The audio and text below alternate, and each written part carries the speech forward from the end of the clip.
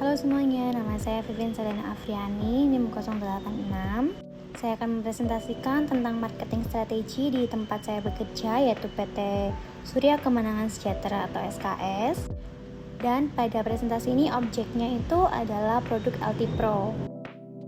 Jadi LT Pro ini adalah produk kosmetik, ada juga skincare-nya yang diproduksi oleh PT Rembaka dan didistribusikan oleh PT SKS atau tempat saya bekerja. LT Pro ini udah diproduksi dan ada sejak 2006, lumayan dikenal dan saat ini pun juga masih banyak yang pakai, terutama rangkaian kosmetiknya. Perusahaan saya bekerja ini PT SKS masih satu kepemilikan dengan PT Rembaka, jadi satu owner tapi beda perusahaan. Dan Rembaka itu pabrik yang memproduksi dan perusahaan saya yang mendistribusikan. Untuk produk LT Pro sendiri sangat beragam, mulai dari rangkaian skincare maupun kosmetik. Tapi yang sangat dikenal dan laku di pasar adalah produk kosmetiknya. LT Pro punya serangkaian complexion dari foundation, serum foundation, 2-cake, bedak tabur, dan sebagainya. Ada juga eyebrow, pensil, pot, lipstick, lip cream, eyeshadow, blush on, dan sebagainya. Juga ada setting spray, primer, seperti itu. Produk LT Pro ini sangat terkenal dan juga mungkin bahkan semua makeup artist tuh pasti punya minimal satu produk dari LT Pro karena memang produknya itu bagus, kualitasnya tahan lama dan cocok untuk rias pesta, pengantin, dan seperti itu. Bahkan LT Pro ini bisa dibilang sebagai salah satu brand lokal yang legend. Lalu masuk pada akar permasalahannya, selama kurang lebih 2 tahun saya bekerja di perusahaan SKS ini, saya menemukan ada 3 problem yang sebenarnya bisa dibenahi khususnya dalam segi pemasaran dari PT SKS di produk LT Pro ini. Yang pertama adalah digital pasif, karena memang LT Pro ini sejauh ini sangat kurang dalam aktivitas digitalnya, khususnya dalam pemanfaatan media sosial dan juga e-commerce. Jadi meskipun penjualan secara offline atau konvensional itu lumayan lancar, tapi untuk penjualan online dan juga brand awareness itu masih kurang. Padahal produk dari LT Pro itu bagus dan berpotensi untuk lebih viral gitulah di sosial media. Yang selanjutnya ada kolaborasi yang rendah. Sejauh ini LT Pro hanya mengandalkan penjualan tunggal secara offline maupun online. Itu pun online-nya masih sangat kurang dan ditutup oleh penjualan offline-nya yang lumayan. Tapi kalau dilihat dari sisi sekarang yang semuanya serba influencer, semuanya serba affiliate, seharusnya LT Pro bisa bergabung dan juga ikut menerapkan strategi pemasaran tersebut. Apalagi LT Pro merupakan produk lokal yang udah dikenal dan juga kualitasnya baik, tapi kurang optimal dalam pemanfaatan digital dan juga kolaborasi. Jadi sayang banget sih.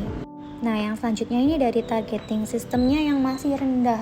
LT Pro benar-benar masih stuck dan puas dengan kondisi yang saat ini, di zona nyaman dengan penjualan offline yang lancar, meskipun online-nya masih kurang, terus juga kolaborasinya masih rendah, sehingga perlu adanya retargeting lagi. Jadi untuk memusatkan fokus, menyatukan visi dan misi untuk mencapai target yang baru itu tadi dengan menggandeng sistem digital dan juga kolaborasi.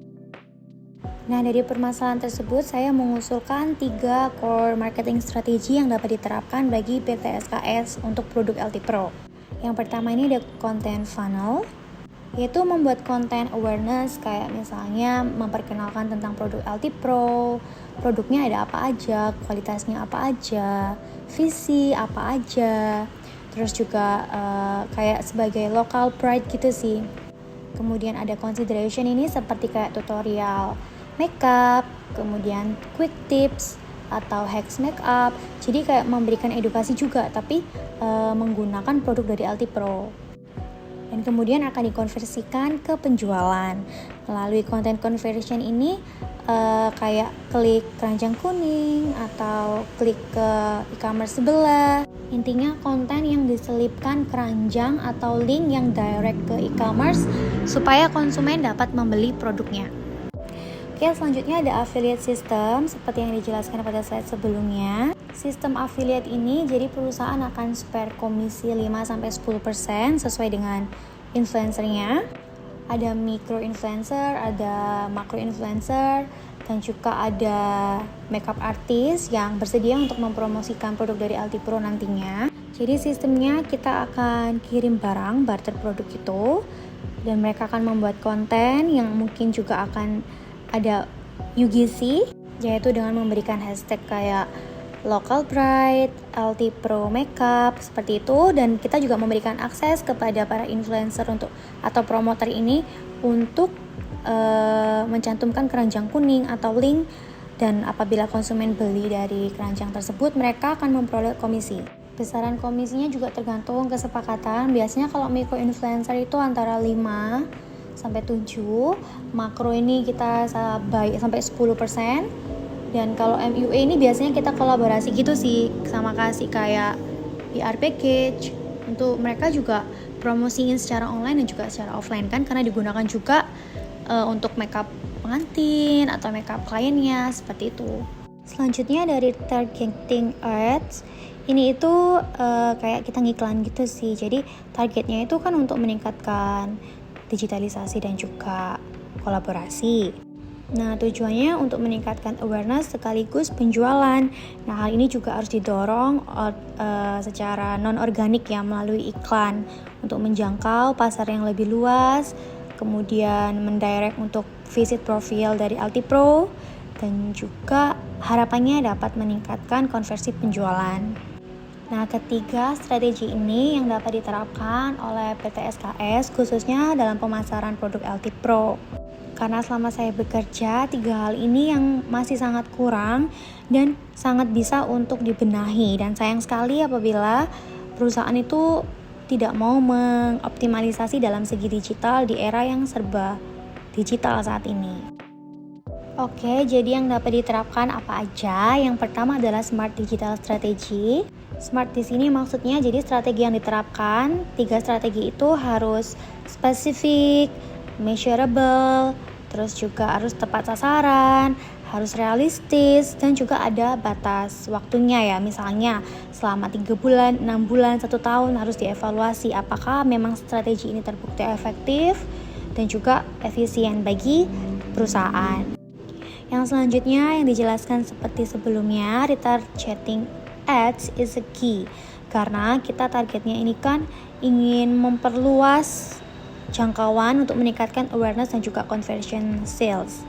Nah, saat ini sebagai pendatang baru karena baru aktif di digital, perlu media non-organik, yaitu iklan untuk boost itu tadi. Jadi perusahaan juga perlu untuk spend money untuk iklan, untuk endorse, atau paid promote. Next ada UGC plus collaboration is a must. Jadi kolaborasinya tadi mungkin sama micro influencer, macro influencer, atau makeup artist, atau mungkin affiliate yang pemula-pemula itu. Jadi kita bisa kasih mereka produk, mereka akan buat konten, dan mereka harus menerapkan UGC, yaitu dengan memberikan hashtag sesuai yang kita mau di sesi atau periode saat itu. Misal saat itu kita kasihnya Altipro Makeup atau hashtag Local Pride with Altipro. Hal-hal kayak gitu yang dapat mereka gunakan. Jadi saat viewers klik hashtagnya itu muncul semuanya tentang Altipro. Ini kan artinya ada kolaborasi dan juga boost dengan UGC. Ini kayak 2-in-1 strategi banget. Jadi dengan kolaborasinya juga dapat, terus brand awareness-nya juga dapat, dan juga tepat sasaran. Next, goals-nya yang diterapkan adalah untuk increase conversation sales dan juga awareness. Jadi kita kan tujuannya memang meningkatkan penjualan secara online. Tapi kita nggak bisa capai itu kalau tidak dengan memperluas awareness. Jadi dalam penerapan strategi marketing ini, kita nggak bisa pilih salah satu. Kita harus meningkatkan awareness-nya dengan menjangkau dengan luas pasar. Terus kita juga akan boost dengan iklan, boost dengan kolaborasi, dengan tujuan akhirnya itu conversion sales atau meningkatkan penjualan secara online. Nah, strateginya itu tadi yang dapat diterapkan dan mungkin akan dievaluasi lagi dalam 3 bulan, 6 bulan, dan 1 tahun untuk menilai apakah strategi ini cocok dan berhasil pada perusahaan produk LT Pro. Oke, dan sekian dari saya. Terima kasih sudah mendengarkan dan memperhatikan. Sampai jumpa di pertemuan berikutnya. Bye!